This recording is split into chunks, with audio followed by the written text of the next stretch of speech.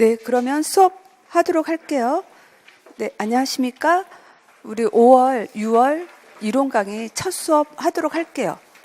네, 그래서 이제 5월에는 정신간호학을 시작하거든요. 5월에는 정신간호학 하고요. 6월에는 이제 보건교육하고 지역사회랑 학교보건을 하게 돼요. 그래서 원래는 학부 때 지역사회 안에 학교보건하고 보건교육이 들어가 있거든요. 그래가지고 그거를 이제 좀 중요하니까 나누어서 그렇게 학교보건이 중요하잖아요. 그래가지고 나누어서 그렇게 가르치고 그거는 이제 6월에 하도록 할게요. 그리고 정신간호학은 점점 문제가 좀 많이 나오는 경향이 있어요.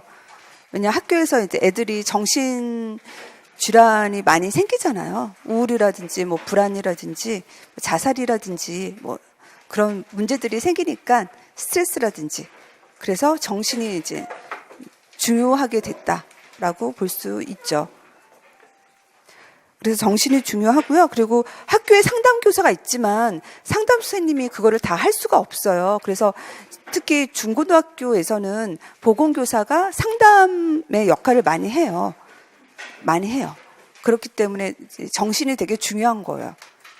그리고 보건교사 돼서도 놀려고 생각하시면 안 되죠. 가서 이제 열심히 좀 하려고 하셔야지.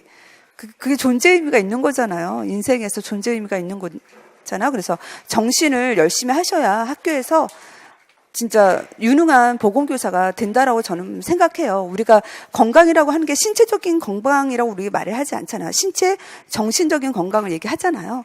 그래서 그 정신적인 건강이라고 하는 것이 되게 중요하기 때문에 시험에서도 이제 많이 나오니까 그거에 발맞춰서 열심히 5월은 정신을 좀 열심히 해야 되겠죠.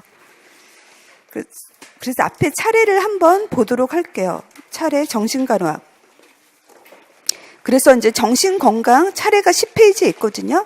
10페이지에 있고 정신건강 증진 부분은 별 3개, 그리고 정신건강 평가도 이것도 이제 별 3개로 하시고요. 그 다음에 이제 모형이죠. 이론적인 모형. 그래서 이론적인 모형에서도요. 대인관계, 여기서도 모형은 다 별 3개라고 보시면 돼요. 여기 뭐 대인관계 있고 실존, 의사소통, 사회, 프로이드, 말러가 있죠. 그래서 이 모형은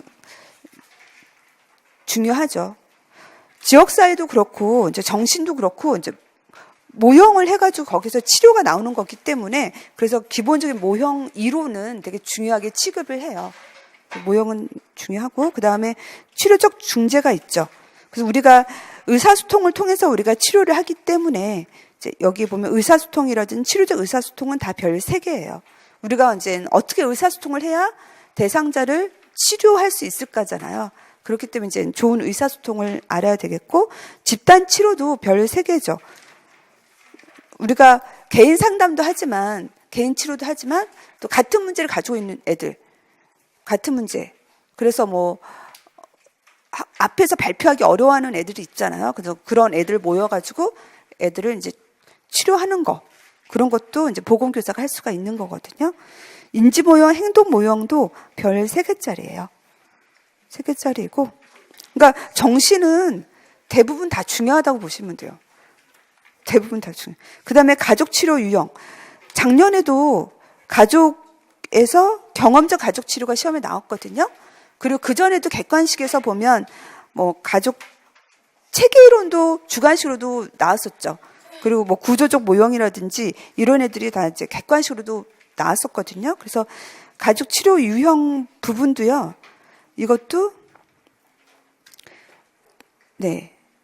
이제 가족 체계 이론은 보엔의 가족 체계 이론은 별 3개, 미누친의 구조적 모형은 별 3개, 전략적 모형은 별 2개, 이야기 치료 별 2개, 해결 중심 단기 가족 치료 별 2개, 경험적 가족 치료 별 2개.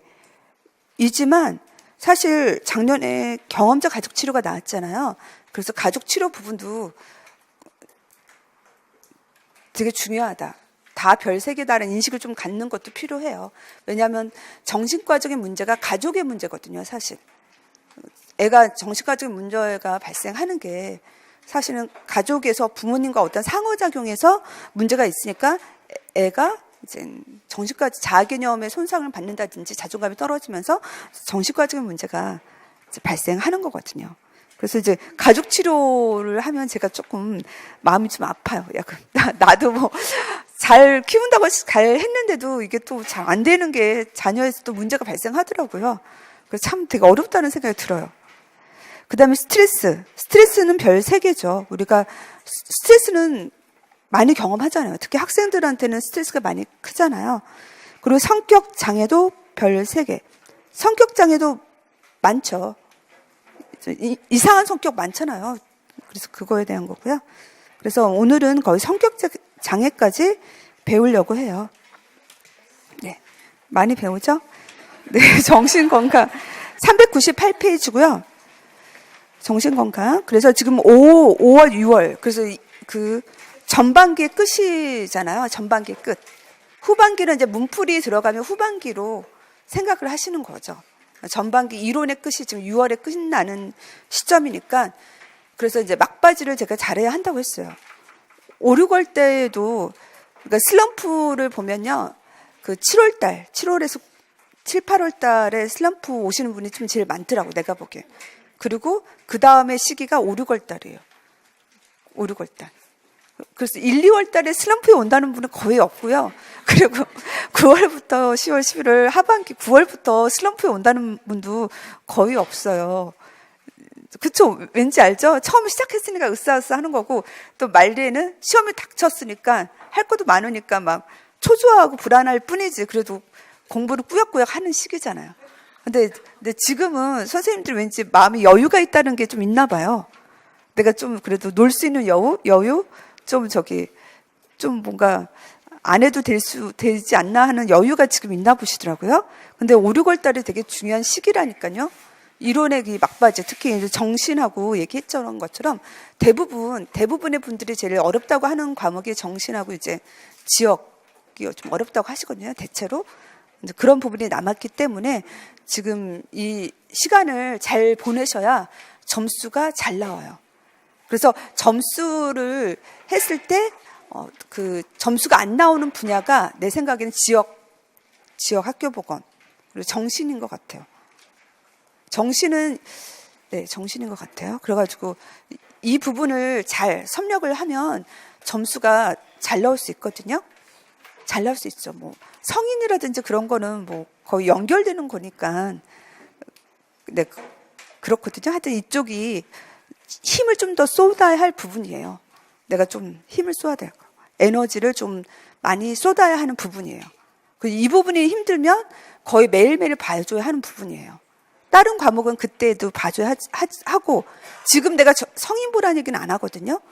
근데 선생님들이 성인 공부할 때 여유가 되면 지역이나 정신도 하루에 30분에 1시간씩 인출한다든지 그런 거는 계속 좀 꾸준히 해줘야 할 그런 좀 과목이에요. 네. 그러니까 이제 중요 과목이니까 네. 잘 해요. 그리고 잘 하세요. 그리고 교육학도 이제 제가 전반기에 좀 마무리를 해줘야 한다고 했잖아요. 후반기 때는 전공의 비중이 이게 범위가 많잖아요. 전공의 교육학에 거의 3배? 3배 정도 되죠. 3배 정도는 될 거예요. 전공의 교육학에 비교했을 때. 3배 정도 되니까. 그래가지고 이제 7월 달 문풀 할 때는 이게 범위가 늘어난다고 했잖아요. 그래서 전공에 좀 더 힘을 써야 하거든요. 이제 7월 정도부터는. 그러니까 5, 6월 달은 교육학의 마무리를 짓는 단계다라는 생각을 가지셔야 돼요. 5, 6월은 마무리. 그래서 교육학도 5, 6월에는 내가 그래도 인출하는 정도. 인출이 좀 돼줘야 한다. 조직화가 돼줘야 인출이 되는 거거든요. 그래서 교육학도 조직화가 딱 돼서 인출할 수 있는 단계를 이제 5, 6월 달에 마련을 해야 되고, 그리고 이제 5, 6월 달은 아까 말했던 주요 과목, 이 남은 과목을 내가 정확하게 마스터를 좀 해야겠다라는 걸 목표를 잡고 5, 6월을 보내셔야 돼요. 5, 6월 달에 흩어지시면 안 돼요, 진짜로. 흩어지면 저를 찾아오야 한다 했죠? 진짜로요. 흩어지시면 직강 선생님들은 저한테 오셔야 돼요. 그래서 상담도 같이 좀 하고 흩어지면 안 돼요. 인강쌤님은 저한테 문자를 보내주셔서 또 저하고 또 얘기도 하고 해야 되거든요. 네, 그러면 정신건강으로 갈게요. 정신건강의 증진이죠. 증진에서는 이제 예방. 정신건강에 1차, 2차, 3차 예방이 있어요. 그래서 예방 부분이 시험이 많이 나왔죠. 그래서 이거는 별 3개를 해 주셔야 되겠죠. 뭐 쉽게 나오면 기입형이고 기입형으로 나올 가능성이 크죠. 어렵게 나오면 뭐 서술형도 나올 수는 있어요. 그래서 우리가 1차 예방이라고 하는 거는요. 건강한 인구예요. 건강한 인구를 대상화하는 게 1차이고 그리고 2차 같은 경우는요. 이거는 뭔가 문제를 가지고 있어요. 질환을 뭔가 이게 이제 증상이 나타나든 나타나지 않든 뭔가 질환이 있는 상태를 2차 예방. 질환이 현재 막 발생한 거죠. 막 발생한 질환자에 대한 그런 이제 예방이 2차 예방이고 3차 예방은 질환이 발생된 지 좀 오래됐어요. 그래서 오래된 사람이 뭔가 이거를 재활을 하고 자기가 이런 이제 기능 장애를 최소화하면서 살아가는 거. 그것이 3차 예방인 거거든요. 그래서 1차 예방의 목표는 이 사람들은 건강한 인구라고 했죠. 건강한 인구니까 우리가 해줘야 할 것은 뭐 건강 증진과 건강 보호를 계속 해줘서 질환이 발생하지 않도록 하는 거죠. 건강한 사람이니까 목표는 이 건강을 유지해서 질환이 발생하지 않도록 하는 거가 목표가 되는 거죠. 2차 예방은 아까 질환이 발생했다고 했죠. 금방 뭔가 질환이 발생했어요. 그래서 이 질환 발생한 거를 조기 발견해서 조기 치료를 하도록 하는 거예요. 그래서 조기 발견해서 조기 치료를 해서 이 질환이 더 진전되지 않도록 막는 역할을 하는 게 2차 예방이거든요. 그래서 여기 보면 유병률 감소라는 게 있죠. 우리가 유병률이라고 하는 건 뭐냐면 지역에서 자세히 배우는데요. 발생률은 새로 발생한 게 발생률이에요. 그래서 1차 예방 같은 경우는 건강을 계속 유지하기 위해서 새로운 질병 발생을 줄이도록 하는 것이 1차 예방이고 2차 예방은 이 질환이 발생한 사람이 더 진전되지 않도록 하는 거죠. 더 오래 가지 않도록 하는 게 2차 예방이잖아요. 그래서 유병률이라고 하는 것은 이제 기존의 환자 플러스 신환이에요. 기존 환자 플러스 신환이 유병률이거든요. 그래서 이 신환이 더 기존 환자가 되지 않도록 막는 역할을 하는 거죠. 조기 발견, 조기 치료를 해줘서. 그래서 이제 환자가 더 지속적인 환자가 되지 않도록 유병률을 줄인다라고 생각을 하시면 돼요. 이미 질환은 발생한 거예요. 2차에서는. 3차 예방은 이거는 이제 환자가 오랫동안 환자인 사람이죠. 이런 환자가 계속 이제 재활을 하도록 하는 거죠. 재활 치료를 하면서 또 지역사회에서도 자기 장애를 가지고 잘 살아갈 수 있도록 돕는 역할을 하는 거이거든요. 그래서 중재를 보면 우리가 살아가는 데 있어서 이제 어려운 게 모든 사람들이 가지고 있는 게 스트레스죠. 모든 사람들이 가지고 있는 스트레스예요. 그래서 이 스트레스를 뭐 피할 수 있으면 피하고 또 피하지 못하는 스트레스도 있잖아요. 그거는 우리가 견딜 수 있도록. 학생들에게 있어서는 스트레스가 뭐겠어요? 시험이겠죠. 학교 시험. 학교 시험은 사실 피할 수는 없잖아요. 그러니까 이 학교 시험에 대해서 견딜 수 있는 능력을 강화를 시키도록 해야 되겠죠. 해야 되고. 또 이제 환경적인 부분도 이것이 사람들에게 병을 걸릴 수 있는 거죠. 뭔가 이제 지지 자원이 부족할 때, 지지 자원, 그러니까 자원. 보통 그런 거죠. 지지 자원들이 부족할 때 스트레스를 경험하고 그래서 이제 지지를 제공해야만 이런 이제 어려움을 극복할 수 있다. 그래서 일반적인 사람들이 가질 수 있는 그런 이제 환경적인 어려움이 지금 보면 뭐 가난하다든지 그런 거죠. 가난하다든지 뭔가 주거 상태에서도 뭔가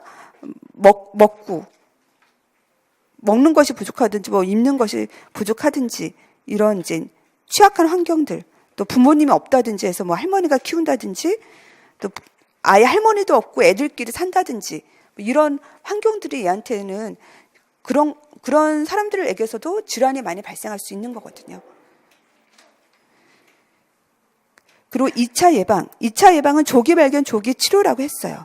조기 발견. 그래서 우리가 그 정신질환이 있는지를 저 사람이 정신질환이 있는지 없는지를 우리가 알 수 있는 사람도 있고 그게 봤을 때 모르는 사람도 있잖아요. 우리가 그렇잖아요. 이게 증상으로 나타나는 사람도 있지만 그게 잘 딱 봤을 때 우리가 모르는 사람도 있잖아요. 그런 사람들 우리가 검사를 통해서 조기 발견을 해줘야 하는 거죠. 그래서 학교에서 그 정신 상태 검사를 해요. 그래서 정신 상태 검사를 통해서 학교에서 선생님들 많은 학생들이 있는데 거기에서 정신질환이 있는 애인지 아닌지 뭐 조현병에서 이상한 말을 하지 않는다면 그거를 우울이 있는지 불안이 있는지 그거를 알기가 쉽지가 않잖아요. 그래서 우리가 이제 그 정신 상태 검사를 통해서 조기 발견을 하는 거예요. 조기 발견을 해서 그래서 문제가 있는 애에 대해서는 우리가 조기 치료를 해줘야 되잖아요.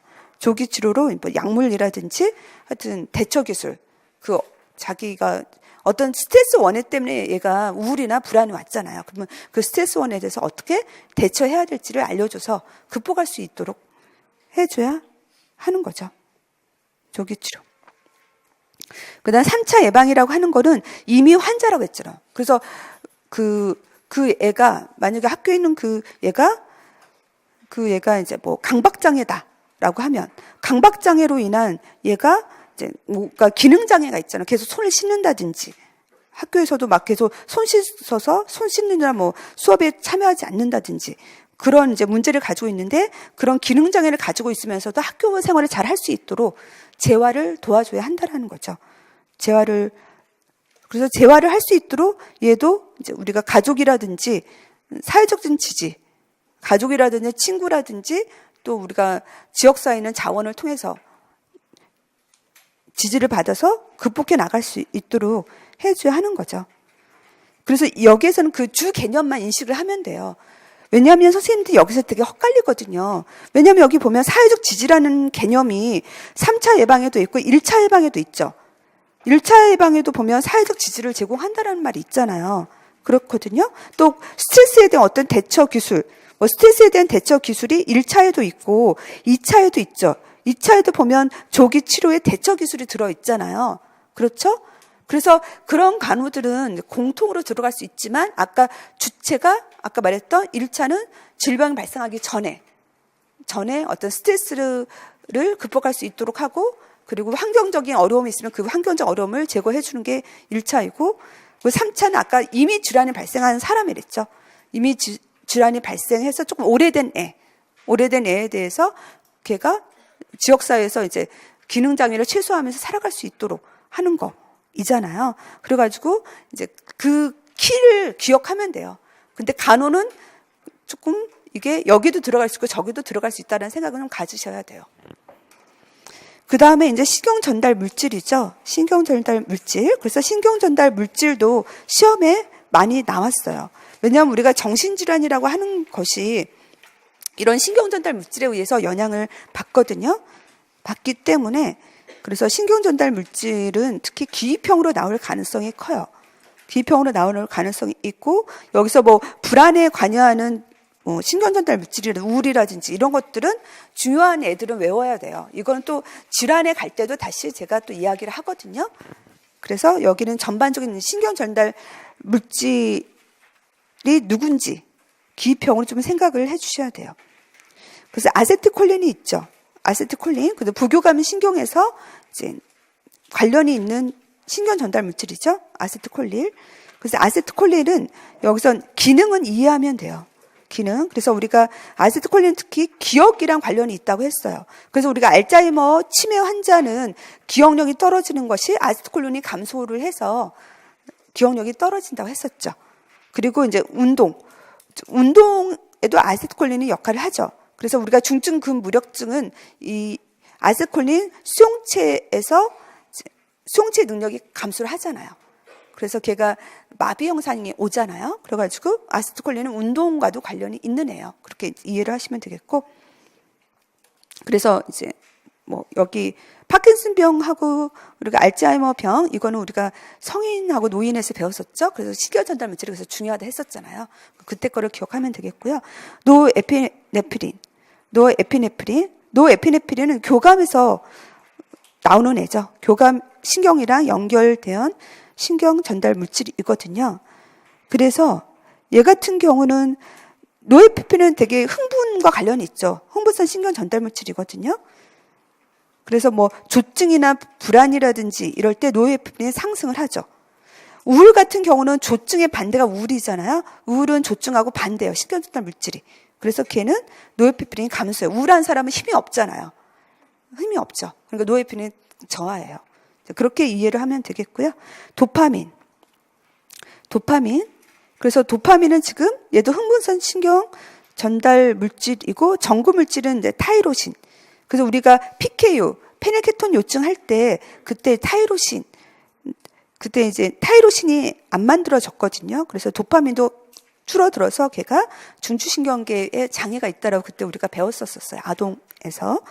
그래서 이제 도파민의 기능은 이해하는 거예요. 그래서 이제 여기서 기능을 쓰라고 시험에 나오지는 않아요.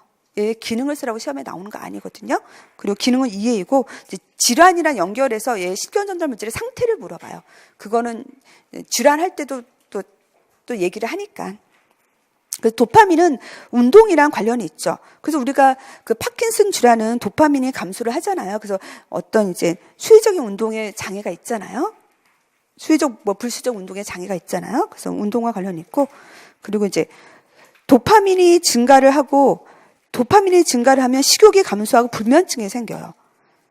그래서 우리가 레보도파가 이게 식욕 감소란 불면증의 레보도파의 이제 부작용이었고, 그리고 이제 ADHD에도 메티프네이트 줬었거든요. 메티프네이트가 그 노에피프린도 증가하고 도파민도 증가를 시켰었거든요. 그래서 식욕 감소 불면증이 이제 부작용으로 그때 왔었어요. 그렇게 이해를 하시면 되겠고요. 그 다음에 경로. 도파민의 경로가 다른 애들에 비해서 되게 얘가 이제 조금 복잡해요. 복잡한데 경로도 이해를 하는 거예요. 이해. 그래서 도파민의 경로는요, 중뇌란 피질의 경로가 있다. 중뇌는 중간에 있는 애가 중뇌예요. 중간에 있는 중뇌. 피질은 대뇌 피질을 말을 하는 거거든요. 그래서 중뇌랑 대뇌 피질의 그 경로에 도파민이 관여를 하는 거고, 중변형계는 안쪽이에요. 중뇌 쪽이에요. 중변형계는 중뇌 변형계거든요. 그래서 변형계. 그래서 변형계는 이제 해마와 편도가 있어요. 그래서 중변형계는 약간 이제 감정적인 정서랑 좀 관련이 있죠. 그리고 흑질 선조체. 흑질 선조체는 우리가 파킨슨 병에서 우리가 배웠었죠.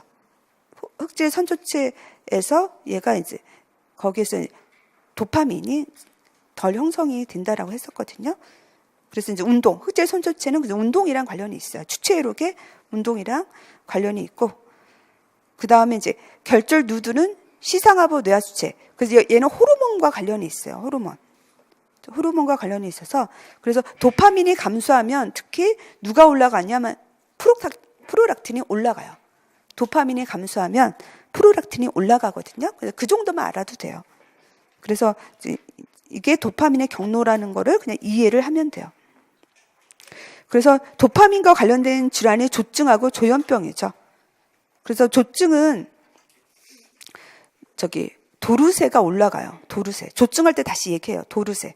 우리가 파킨슨 질환이 아니라 알츠하이머 치매는 아노세였죠. 아노세가 올라간다잖아요. 아세콜린, 노에피프린, 아노세, 세로토닌 올라간다 했었죠. 근데 조증은 도르세요. 도르세. 그래서 이제 아까 말했잖아요. 알츠하이머는 아노세를 했잖아요. 노인들이 아노세. 그리고 조증은 도르세요. 도르세요. 그 도르세가 올라가요. 그래서 도파민이 아까 흥분성 신경 전달 물질이라고 했잖아요. 그래가지고 이게 올라가고, 우울증은 이제 반대죠. 그 다음에 이제 편도체랑 해마도 여기서는 이제 얘네들의 기능은 알아야 되겠어요. 편도체랑 해마의 기능은 이건 시험에 나왔으니까 이제 얘네 기능은 별 2개로 해서 기능을 조금 알아두셔야 되겠죠. 그래서 얘네들은 측두엽 안에 있어요. 그 대뇌 이제 변형계가 측두엽이랑 연관된 부위거든요. 그래서 거기에 편도체는 정서랑 관련이 있다는 걸 기억하면 정서 기억을 관장을 하고, 그래서 어떤 그 정서적인 능력이 떨어지면 편도체에 문제가 있다라고 보시면 돼요. 정서 기억 전장하고. 위에 있는 것만 알면 돼요. 그냥 정서 기억을 정장하고 확산 정서 반응, 공포감. 그래가지고 우리가 무서운 영화를 보면요, 선생님 무섭죠. 근데 이제 편도체에 문제가 있는 사람 무서운 영화를 봐도 무섭지가 않아요. 정서에 이제 장애가 있어요. 정서 기억이 없기 때문에. 그게 편도체예요. 그 다음에 해마라고 하는 거는요, 해마는 특히 기억이라는 걸 기억하면 돼요. 기억. 해마. 그래서 여기 보면 하여튼 새로운 사실을 기억하는 기능. 새로운 사실을 기억하는 기능. 그래서 해마가 손상이 되면 새로운 정보를 기억할 수 없다. 그래서 우리가 그 치매 얘기할 때도 치매도 해마에 있는 뉴런이 파괴가 돼서 기억력이 상실이 된다는 얘기가 있었거든요. 치매가 이제 화학적인 거, 구조적인 거, 화학적인 거 아까 아노세였고 구조적인 거에 있어서는 우리가 그 신경반을 형성을 한다고 했잖아. 베타 아밀로이드 신경반을 형성을 한다고 했고, 그 신경반이 이제 구조적인 손상을 일으켜가지고 해마를 파괴를 하거든요. 그러면 이제 기억력이 손상. 아세트콜린 때문에도 기억력이 손상이 되고 해마가 파괴가 돼서 기억력이 손상. 그래서 우리가 아세트콜린 그 치매 환자, 그 알츠하이머 치매 환자는 기억력이 손상이 있잖아. 특히 처음에 새로운 기억을 못 한다고 했었죠. 처음에 단기 기억부터 손상이 온다고 했었잖아요. 그게 해마랑 관련이 있어요. 해마. 그다음에 세로토닌. 그래서 세로토닌의 전구물질은 트립토판이죠. 이게 뒤쪽에서 좀 나오긴 하거든요. 아까 누구죠? 도파민의 전구물질은 티록신, 티로신이 아니야. 하여튼 타이로신이죠. 도파민의 전구물질은 도파민은 타이로신, 타이로신, 그리고 세로토닌은 트립토판, 세로토닌은 트립토판이고 도파민은 이제 타이로신이에요. 그 정도는 좀 전구물질을 알아야 돼요. 도파민은 타이로신, 두타 저기 있잖아요. 그 도파민은 타이로신, 두타 저기 뭐 있죠? 쇼핑몰 있거든요. 그래서 도파민은 타이로신, 그리고 세로토닌은 트립토판, 특세, 트립토판, 세로토닌, 특세라는 게 있었어요, 우리. 특별 새벽 기도에. 아주 사라는 게 있었거든요. 네. 특세. 그래서 트립토판, 세로토닌이고요. 그래서 세로토닌의 그 기능도 이제 이해를 하면 돼요. 그래서 세로토닌 수면에서 되게 중요한 애예요. 그래서 세로토닌이 부족하면 이제 불면증이 오거든요. 세로토닌이 부족하면 불면증이 와요. 아까 도파민은 증가하면 불면증이었죠. 도파민은 증가할 때 불면증이었고, 세로토닌은 이제 부족하면 불면증이고요. 또 여기서 중요한 게 얘가 성적 충동 공격성. 그래서 세로토닌이 저하가 되면요, 공격성 충동성이 있어요. 공격성, 남을 우리가 요즘은 공격을 많이 하잖아요. 그리고 애들이 충동적인 것도 있고 또 자살과도 관계가 있어요. 충동적인 거. 그것이 세로토닌 감소랑 관련이 있거든요. 그리고 이제 식욕. 얘도 이제 식욕이랑 그 세로토닌이 높으면 식욕이 올라가요. 세로토닌이 올라가면 식욕이 올라가죠. 그래가지고 신경성 식욕 부진증 환자들한테 SSRI를 주거든요. SSRI가 세로토닌을 높이는 약물이거든요. 그러면 식욕이 생겨요. 그리고 감정, 불안, 우울. 그래서 세로토닌이 우리가 행복 호르몬이라고 그래요. 행복 호르몬이라고 얘기하거든요. 그래서 이제 세로토닌이 부족하면 불안, 우울이 생기죠. 불안, 우울이 생겨요. 네. 그래가지고요, 이제, 감소. 그래서 세로토닌이 떨어지는 거, 도르세. 우울증은 도르세가 다 떨어져요. 세로토닌도 떨어지는 거고, 여기에서 보면 반사회적 성격장애, 경계성 성격장애, 스트레스 성격장애, 인격장애가 성격장애로 이름이 바뀌었거든요. 얘네들은 이제 충동성이 있는 애들이에요. 충동성이 있는 애들은 세로토닌 감소랑 관련이 있고, 그래서 불안하고 공황장애가 세로토닌 관련이라고 제가 넣었잖아요. 근데 세로토닌 저하로 알아두셔도 돼요. 최근 거는 왜냐하면 전에는 세로토닌 증가라는 책들이 좀 있었거든요. 근데 최근에는 이제 세로토닌 저하랑 얘기를 하더라고요. 그래서 불안하고 공황장애도 세로토닌 저하. 세로토닌 행복 호르몬이 저하가 되면 이제 불안 우울이 생긴다라고 보시면 돼요. 그 다음에 가바죠. 가바는 억제성 신경 전달 물질이거든요. 억제성 신경 전달 물질. 그래서 여태까지 억제성 신경 전달 물질이라고 얘기한 애들이 없었잖아요. 그래서 가바는 억제성 신경 전달 물질이에요. 그래서 이제 불안한 애들은 가바가 떨어지죠. 자기 신경이 억제가 안 되니까 막 불안한 거예요. 그래서 가바가 떨어지는 거. 선생님들이 지금도 좀 불안하시죠. 그래서 9월달, 11월 되면 많이 불안해요. 많이 불안하면 이제 가바가 떨어졌구나 생각하시면 되겠죠. 네. 가바를 올리셔야 돼요. 그래서 그때는 면접도 그렇고 시험 때도 그렇고 너무 불안하면 안 좋아요. 불안하면 실수할 수 있거든요. 그래서 시험 볼 때 실수해서 뭐 잘못 보고 그랬다는 분들이 꽤 많아요. 내가 보기엔 실수해가지고 긴장해서 자기 실력 발휘를 못했다라고 하시는 분이 그래도 반은 되는 것 같거든요. 그래서 이제 그래서 불안도 이게 우리가 지금 이거 배우잖아요. 그래서 여기 배운 거를 내가 적용해서 하면 돼요. 적용해서 여기는 간호들을 그러면 이제 가바가 올라갈 수 있어요. 그 다음에 정신건강 평가죠. 평가. 그래서 평가에는 지금 지능검사가 있고 지능검사는 사실 우리한테는 그렇게 중요하진 않거든요. 그러니까 그냥 별 하나로 이해를 한다라고 보시면 되겠고요. 성격검사는 별 2개. 성격검사는 별 2개를 해서 얘도 나오면 기입형이죠. 기입형. 이게 이제 누군지를 아는 것 정도를 해줘야 되겠고요. 그리고 이제 지각검사. 지각검사도 이제 별 2개. 벤더 게스탈트 검사가 있거든요. 벤더 게스탈트 검사도 이제 별 2개로 하시고, 이것도 이제 기입형이고요. 그 다음에 이제 마리 야오다라고 하는 정신건강 평가 기준이 있어요. 이거는 이제 별 3개를 해줘야 되겠죠. 간호에서는 특히 이거를 많이 쓰거든요. 그래서 지능검사를 보면, 그래서 지금 검사가 지능검사, 성격검사, 지각검사 하고 이제 정신건강 평가 기준이 있는 거거든요. 평가에 있어서. 그래서 지능검사는요, 이제 현재는 웩슬러 거를 많이 써요. 웩슬러 지능검사를 많이 쓰죠. 쓰고, 이제 웩슬러 지능검사는 이제 아동용과 성인용으로 나뉘어주고 있죠. 그래서 우리가 IQ가 뭐 100이다, IQ가 뭐 120이다, 막 그런 얘기 하잖아요.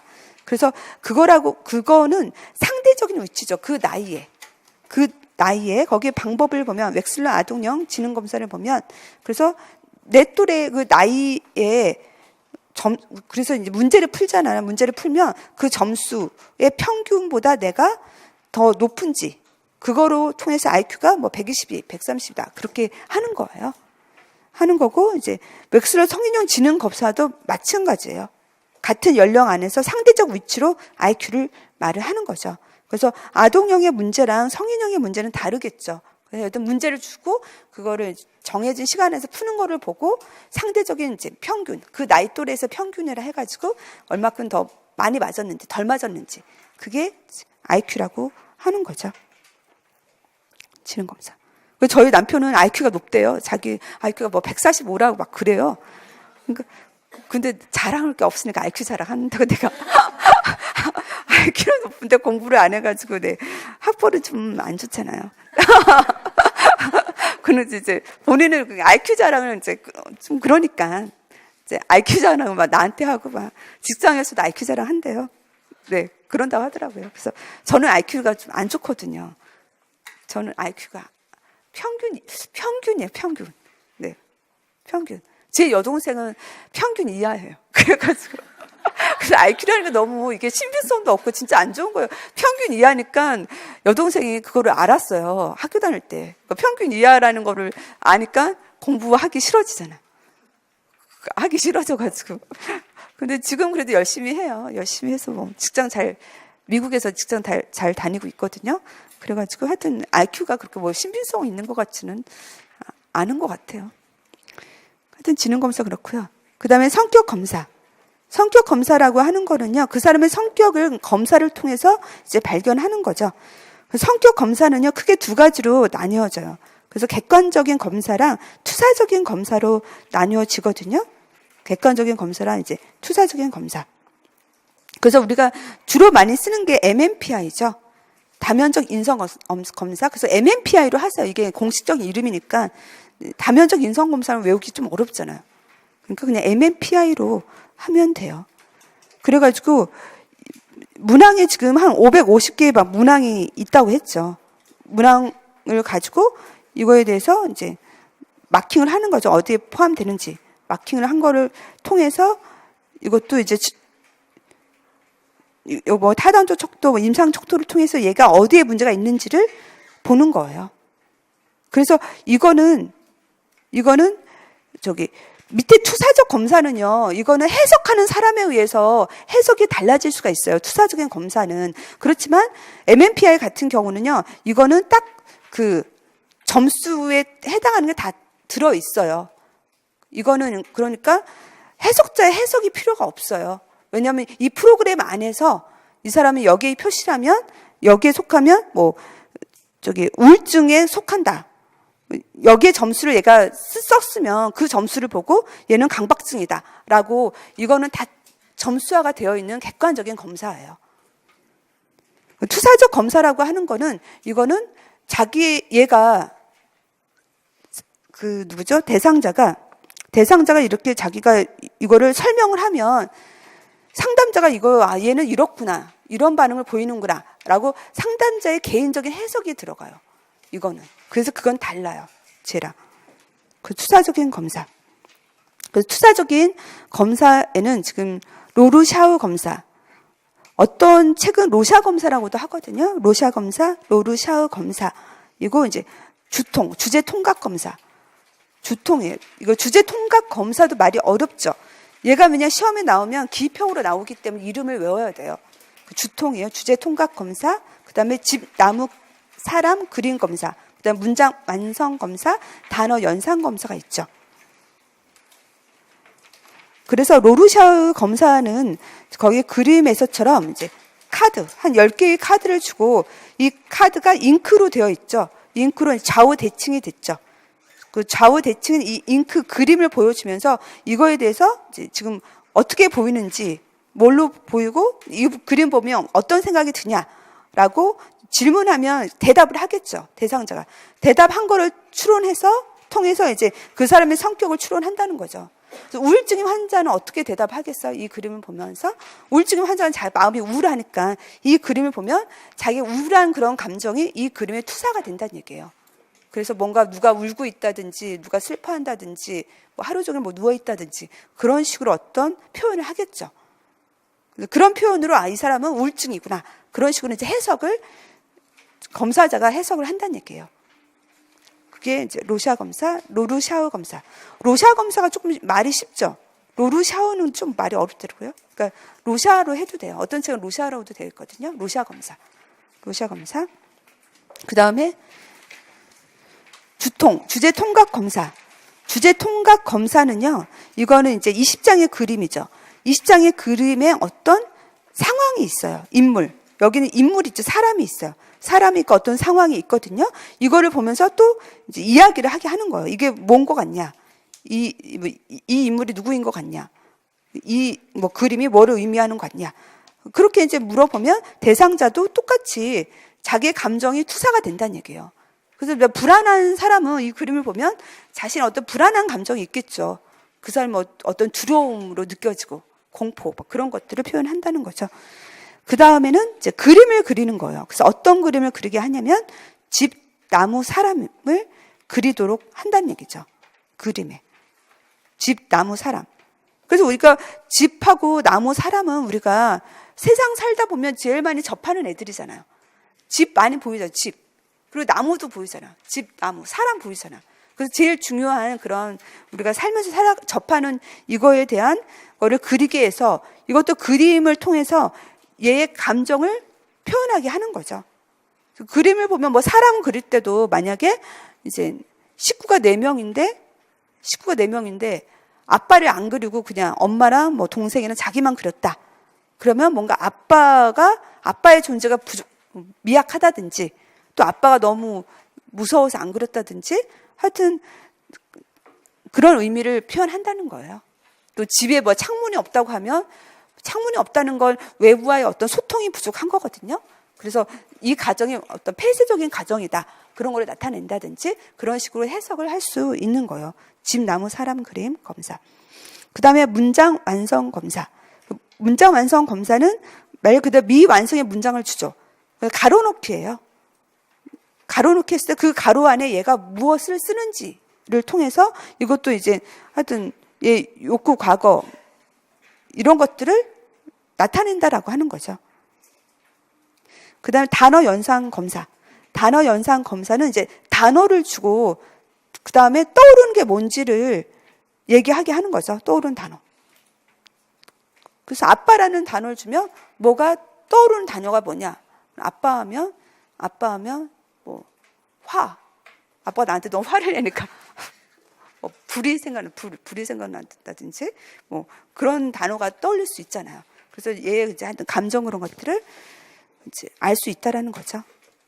그래서 하여튼 여기는 설명만 이해하고 그거를 이제 매치를 하면 돼요. 근데 벤더 지각 검사로서 벤더 게스탈트 검사가 있죠. 그 벤더 게스탈트 검사는 이거는 그 방법을 먼저 보면요. 기하학적인 모형이 있죠. 기하학적 모형을 보여주고 이거를 이제 그림으로 이거를 똑같이 그리도록 하는 거죠. 그래서 이거는 대상이 특히 두 가지 대상으로 나눌 수 있어요. 그래가지고 얘가 한 뇌 손상이 있다든지 뭐 정신지체가 있다든지 그 뇌 손상이라든지 신경 손상이 있으면 본대로 잘 못 그리겠죠. 본대로 못 그리겠죠. 지각 능력이 떨어지잖아요. 뇌 손상이 있어도. 그리고 또 이제 신경증이 있는 사람들, 신경증이라고 하는 거는 뭔가 불안이 있는 사람들을 신경증이라고 얘기하거든요. 신경증이 있는 사람들도 이거를 본대로 안 그린대요. 본대로 안 그린대요. 그래서 어떤 애는 좀 작게 마음에 불안이 있는 신경증 환자도 자기가 지각 능력이 떨어진다는 얘기예요. 사물을 보는 지각 능력이 떨어져서 뭐 동그라미도 같이 동그라미 안 더 작게 그린다든지 뭐 여기 마른 모는 더 크게 그린다든지 하면서 신경적으로 불안이 있는 사람도 자기가 지각의 장애를 보인다라는 거예요. 그렇다는 걸 보시고요.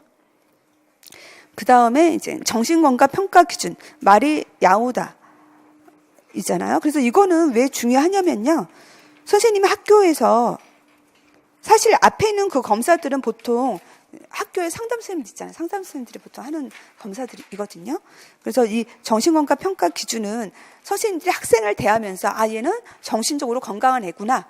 그리고 얘는 좀 정신적으로 좀 건강하지 않구나. 문제가 좀 있구나. 그래서 얘한테 내가 좀 더 관심을 기울이고 상담을 좀 할 필요가 있다라고 하는 어떤 선별할 수 있는 기준이 되는 거죠.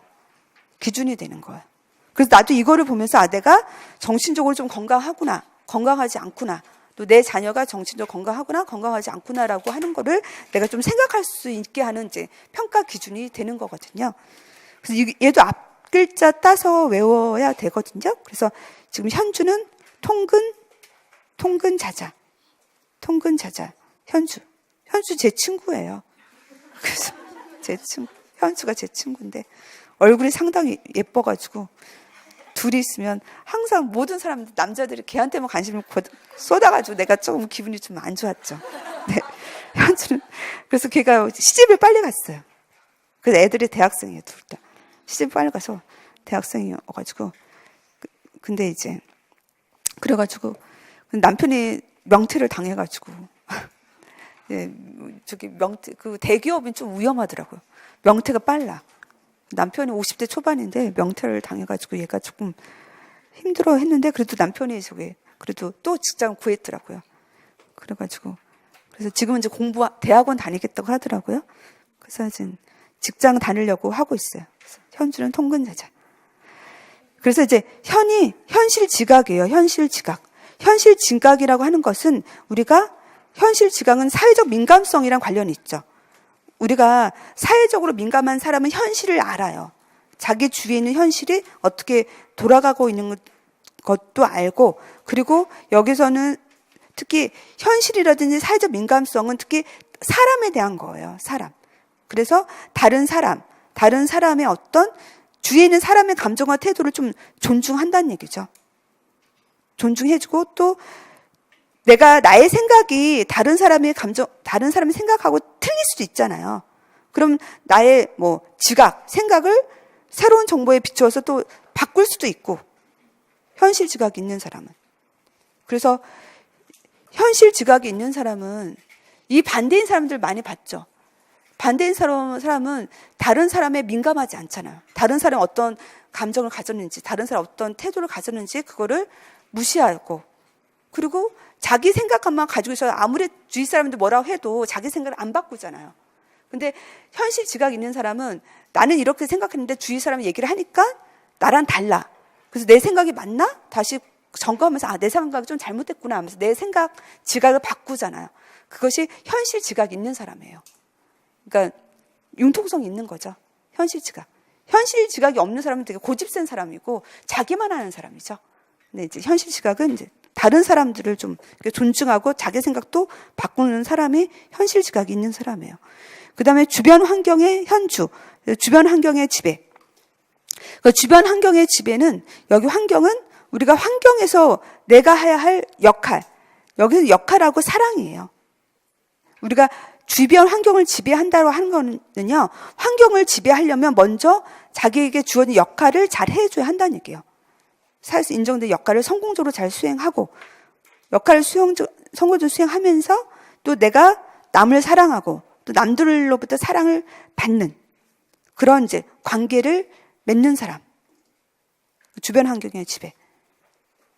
그래서 우리가 보통 이런 사람들은 보통 리더로서 역할을 하죠. 리더에 있는 사람들은 보통 사람들한테 그 역할을 인정을 받잖아요. 역할을 잘 수행한다 인정을 받고, 그러면서 리더는 사랑을 주고 사랑을 받아야 참 리더거든요.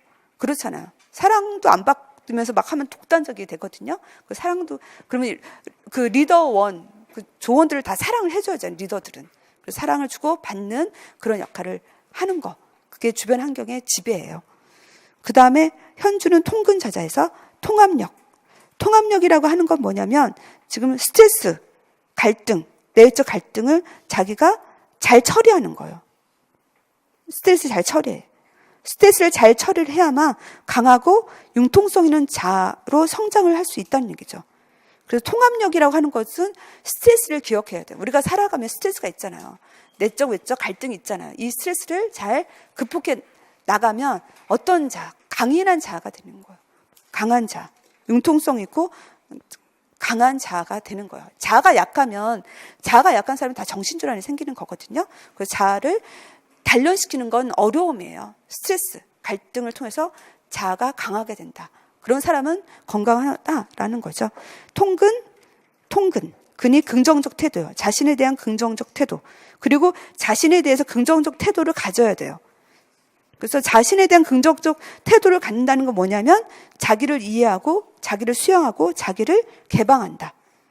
그래서 우리가 객관적으로 자기를 이해를 해야 되잖아요. 내가 가지고 있는 이제 사람은 다 장점과 단점이 있잖아요. 그런 나의 그런 부분을 내가 이해를 하고 그리고 받아들여야 되잖아요. 그런 나를 내가 장점과 단점을 가지고 있는 나를 내가 받아들여줘요. 수용하고. 그리고 다른 사람에게 그것을 개방을 해야 되죠. 솔직하게. 내가 가지고 있는 장점, 단점을 좀 이거를 감추려고 하는 게 아니라 내 단점을 자꾸 감추려고 하는 건 좋은 게 아니에요. 단점도 이걸 드러내면서 개방을 했을 때 그게 이제 긍정적인 태도다라고 하는 거죠. 자신에 대한 긍정적인 태도. 그래서 내가 이거를 알기 전에는요, 저는 제 어떤 부족한 점, 이거를 다른 사람한테 개방을 좀 못했었어요. 왜냐면 무시당할까봐. 개방을 못했는데 이거를 보면서 내 부족한 것도 다 사람들한테 개방하고 살아야 된다.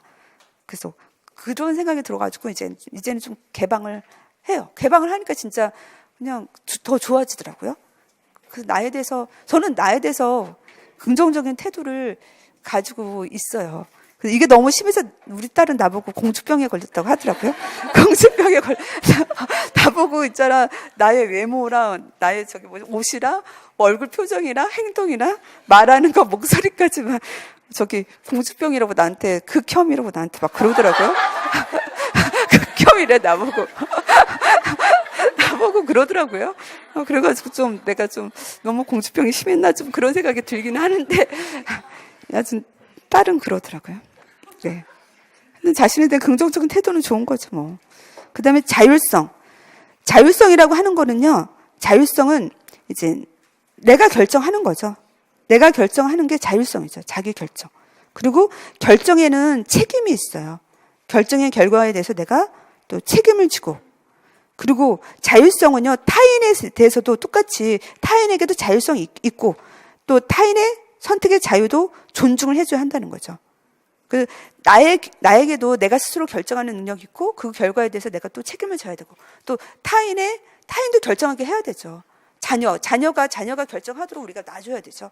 또 자녀의 결정에 대해서도 존중을 해줘야 돼요. 그것이 자율성이에요. 우리 아들이 자율성이 요즘 많이 발달하고 있더라고요. 오늘 저기 농촌 봉사활동 가거든요. 용인에. 그런데 저기 아침에 걔가 점심을 싸가야 되는데 걔가 결정한 건 뭐였냐면 떡볶이. 그러니까 떡볶이 매운 걸 좋아해가지고 엽기 떡볶이. 그 엽기 떡볶이를 어제 사왔어요. 밤 10시에. 그러니까 자율학습 끝나고 사왔어요. 그리고 나는 저기 김간의 김밥이 아침 6시, 7시에 이게 픽업할 수 있대요. 6시 반에 오픈이라고 하더라고요. 그래서 김간의 김밥 해주려고 했더니 걔 싫대. 자기가 결정할 거래. 점심은. 그래서 저기 김간의 김밥 안 했어요. 엽기 떡볶이 오늘 가지고 갔다니까요. 그래서 하여튼 자기 그 결정을 되게 중요하게 여기더라고요. 특히 10대들은 그렇잖아요. 결정. 나는 하여튼 그 결정을 내가 받아들여줘야 되잖아요. 수용을 해줘야 되죠. 그 다음에 이제 자아실현. 자아실현이라고 하는 거는 우리가 매슬로의 자아실현의 욕구랑 비슷해요. 자기 잠재력을 개발해서 실현해서 자기 어떤 성장 발달, 도전이 자아실현이죠. 하여튼 자아실현, 선생님도 지금 자아실현하기 위해서 왔잖아요. 자아실현하려면 선생님들이 가지고 있는 잠재력이 개발이 되죠. 이 과정이 진짜 잠재력이 개발이 된다니까요. 잠재력이 개발이 돼요. 여태까지 암기 잘 못하고 살아오셨잖아요. 근데 이거 하면서 암기 어떻게 하는지를 이제 개발하는 거예요. 공부를 어떻게 하는지. 여태까지 공부를 어떻게 하는지 모르고 살아오셨잖아요. 근데 여기에서 공부라는 이런 거구나라는 걸 이제 선생님들이 깨달으면서 잠재력이 개발이 돼서 이제 성장 발달, 도전을 이루는 거죠. 네. 그 다음에 정신간호의 이론적 모형에는 지금 대인관계 모형이 있죠. 그래서 대인관계 모형은 이제 리뷰만 할게요. 그래서 대인관계 모형은 보듯이 시험에 꽤 나오고 있죠. 왜냐하면 우리가 살아가는 게 대인관계잖아요. 그래서 이쪽 모형에서는요, 행동 일탈의 견해도 서술할 수 있어야 돼요. 견해도 이제 별 3개이고요. 뭐 학자는 이해하면 되죠. 뭐 설리반, 페플라우가 있다라고 하는 거. 설리반의 대인관계 이론의 주요 개념은 이제 별 3개를 해줘야 되겠죠. 설리반 많이 들으셨잖아요. 설리반 대인관계 주요 개념, 뭐 인격화 이것도 별 3개를 하고 단계도 별 3개를 해주셔야 돼요. 단계도 별 3개. 네, 그럼 쉬었다가 10시에 수업할게요.